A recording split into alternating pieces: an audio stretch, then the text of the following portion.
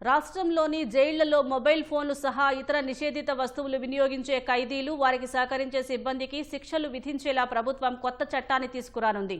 ఖైదీల ఫిర్యాదులు, వినతుల పరిష్కారం కోసం ప్రత్యేక వ్యవస్థ ఏర్పాటు చేయనుంది. జైళ్ల అభివృద్ధి మండలి నెలకొల్పనుంది. ఖైదీలు, సిబ్బంది సంక్షేమానికి ప్రాధాన్యమిస్తూ ప్రభుత్వం కొన్ని చట్ట సవరణలకు శ్రీకారం చుట్టింది. ఈ మేరకు ఇటీవల జరిగిన మంత్రివర్గ సమావేశంలో ముసాయిదా బిల్లుకు ఆమోదం తెలిపింది. బ్రిటిష్ కాలం నాటి చట్టాలకు చెల్లుచీటీ పలికి దాని స్థానంలో రాష్ట్ర ప్రభుత్వం కొత్తగా AP prisons and correctional services చట్టం 2025 తీసుకొస్తోంది. హోంశాఖ ప్రత్యేక కార్యదర్శి జి. విజయకుమార్, జైళ్ల శాఖ గుంటూరు రేంజ్ డీఐజీ వరప్రసాద్, న్యాయశాఖ అదనపు కార్యదర్శి వి. సునీతతో కూడిన నిపుణుల కమిటీ ఈ ముసాయిదా బిల్లు రూపొందించింది. రానున్న అసెంబ్లీ సమావేశాల్లో ఈ బిల్లు ప్రవేశపెట్టనున్నారు.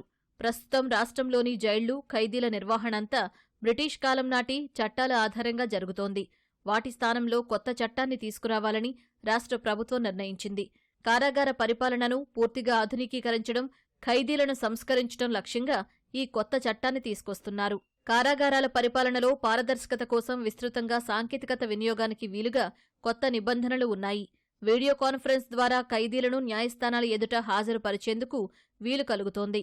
హై సెక్యూరిటీ జైళ్లు, ఓపెన్ జైళ్లు, సెమీ ఓపెన్ జైళ్ల ఏర్పాటు, వాటి నిర్వహణ అంశాలు ఇందులో ప్రధానంగా ఉన్నాయి. కరుడుగట్టిన నేరగాళ్లు, పదే పదే నేరాలకు పాల్పడేవారి నుంచి సమాజ రక్షణకు చర్యలు ఉన్నాయి. ఖైదీలకు న్యాయ సహాయం, పెరోలు మంజూరు నిబంధనలు, సత్ప్రవర్తన కలిగిన ఖైదీల ముందస్తు విడుదలకు వీలుంటుంది. ఖైదీలకు వృత్తి విద్యా నైపుణ్యాభివృద్ధిపై శిక్షణ అందిస్తారు. మహిళలు, ట్రాన్స్జెండర్లకు వేర్వేరుగా వసతి కల్పిస్తారు. ప్రస్తుతం జైళ్ల శాఖ బ్రిటిష్ హయాంలో రూపొందించిన చట్టాలకు లోబడి పనిచేస్తుంది. అనంతర కాలంలో అనేక మార్పులొచ్చాయి. ప్రధానంగా ఖైదీల సంస్కరణ, పునరావాసం, జైలు నుంచి బయటకొచ్చాక వారిని సమాజంలో భాగస్వాములను చేయటానికి ప్రాధాన్యం పెరిగింది. కారాగారాల భద్రత, నిర్వహణలో బయోమెట్రిక్స్, సీసీటీవీ, స్కానింగ్ పరికరాలు, RFID, video conferencing, video calling వంటి ఆధునిక సాంకేతికతలు విస్తృత వినియోగంలోకొచ్చాయి. కేంద్ర హోం మంత్రిత్వ శాఖ సిఫార్సు చేసిన model prisons and correctional services act 2023ను పరిశీలించి రాష్ట్ర అవసరాలకు అనుగుణంగా మార్పులతో కొత్త బిల్లుకు ప్రతిపాదనలు రూపొందించారు.